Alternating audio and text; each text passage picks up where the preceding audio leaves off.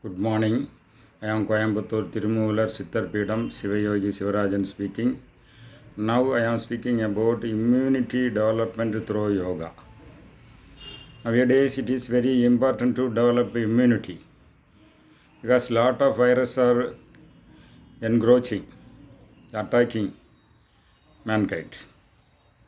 So how to develop immunity through yoga? There are different methods. You can take medicines, herbal powders, etc. for developing immunity. But through yoga it is safe because you are manipulating energy in your body. Through manipulation of energy in your body through yoga, you can develop immunity. So, what is immunity? Immunity is of two major types: innate immunity and adaptive immunity, acquired immunity. Innate immunity means it is the immunity developed by dint of the father's health and mother's health. At the time of conception of the fetus, what is the condition of father's health? Whether he is in perfect health, whether he is having a high level immunity, then the child will also inherit that immunity.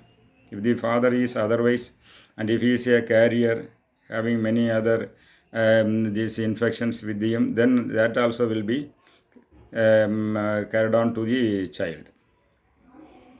So, Tirumular asked the gens to keep the Vada, Pitta and Kapha in proportion before marriage.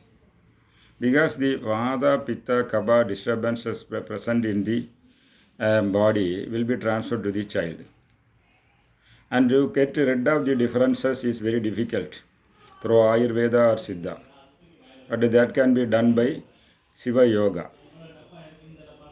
Why? Because the Vada, Pitta, Kapha disturbance is the basic in Siddha. Because the lymphatic system is the Kapha system. The Vada system is identified with the vein and Pitta can be identified with the artery. The lymphatic system is compared to Vada, Kapha. So the Kapha element plays a major role in the lymphatic system and immunity development. So, at the time of conception, the father's Vada, Pitta, Kapha is in equilibrium. The child will develop a 100% immunity. So, the mother's health also influences the child in regard to immunity. Because the mother should give milk to child for a long time. If she does not give milk, the immunity will be developed. That is a general rule.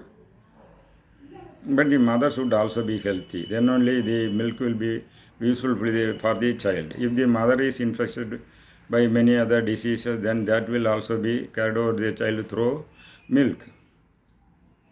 So, not only that, at the time of conception, Tirumular says, when the child is in the womb, the elimination process of mother, urine, solid waste, sweating, etc., should be normal. If the elimination is blocked, then that toxins will enter into the fetus, and maximum it will affect the brain.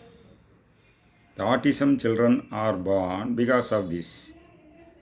So, if the mother's urine and solid waste does not go properly, it will affect the brain of the child. Not only that, even eyesight will be affected. So the mother should also take into account the elimination process during the conception period.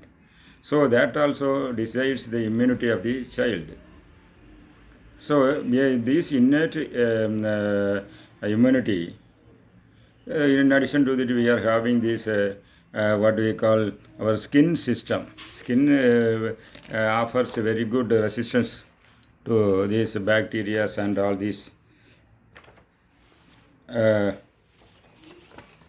yes, bacteria and other virus cannot enter your system easily because of this barrier immunity. Skin is called barrier immunity. It becomes a barrier, it's a compound wall for resisting the entrance of these virus, these microorganisms into your body. So you should be very careful to do that. So even if some wound or small this crack in the feet, then also these microorganisms will enter into your body. So skin is a barrier immunity giving. So then adaptive immunity. Then is you have to the immunity after birth. You can adapt to the situation, and the situation, the food, and all these things adapt to the situation and help you to acquire adaptive immunity. And acquired immunity through dynamic food, through proper exercise, you can develop immunity. So this yoga comes in this. The practice of yoga will come under the acquired immunity classification. Even though you may lack immunity in the innate level or adaptive level or barrier level, you can acquire more immunity through this yoga practice. So this is not normal yoga, asana, pranayama, chakra activation yoga. Through this chakra activation yoga, you can develop immunity. For example, through chakra activation yoga and mudras and mantras, you have to activate hypothalamus.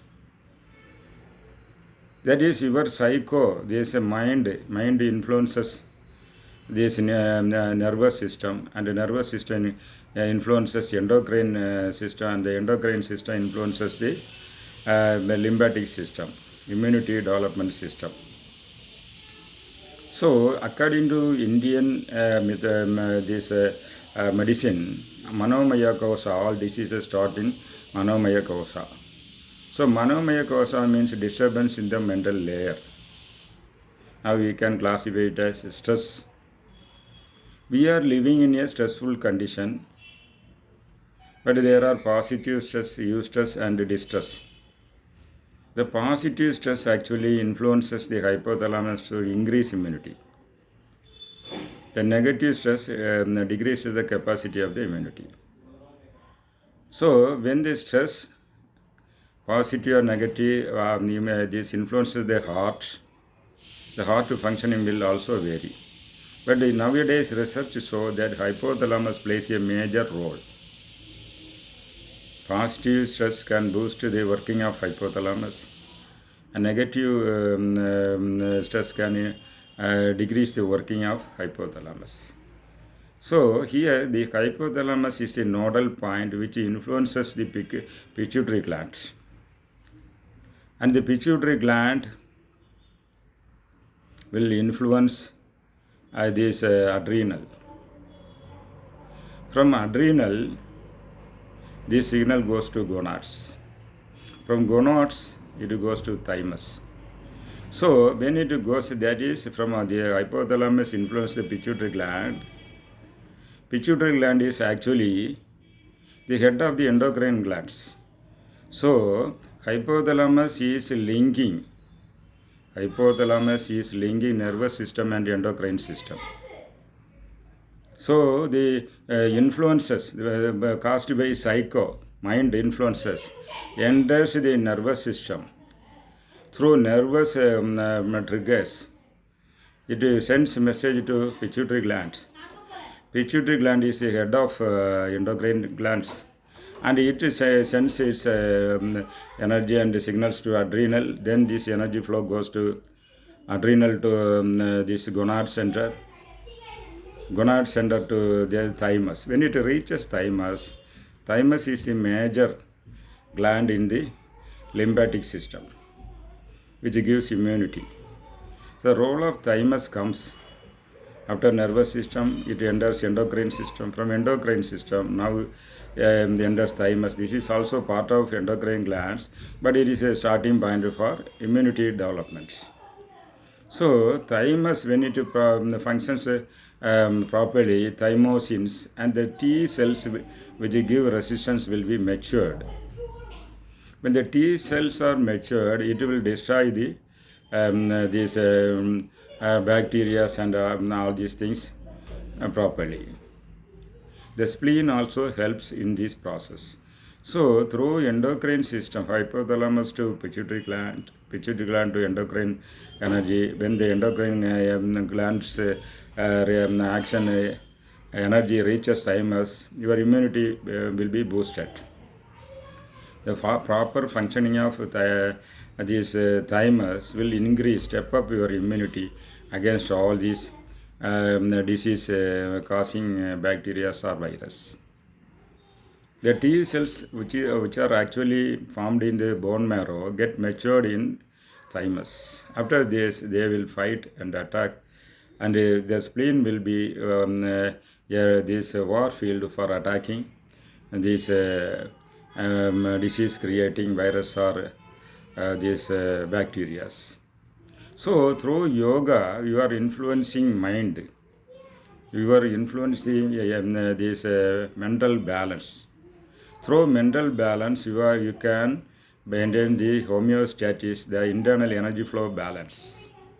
Through internal energy flow balance, you can activate the lymphatic system, thymus and spleen, and you can develop immunity. There are many techniques in chakra activation yoga to activate. Some mudras are also there to activate hypothalamus, to activate pituitary gland, to activate adrenal, to activate gonads, to activate thymus. These are not available in ordinary yoga asanas. They are available in chakra activation yoga, through which you can take energy to thymus and the thymus to spleen, and this will boost up your immunity. So now this is a need of the time. Those who are in need of this training, contact me. Thank you.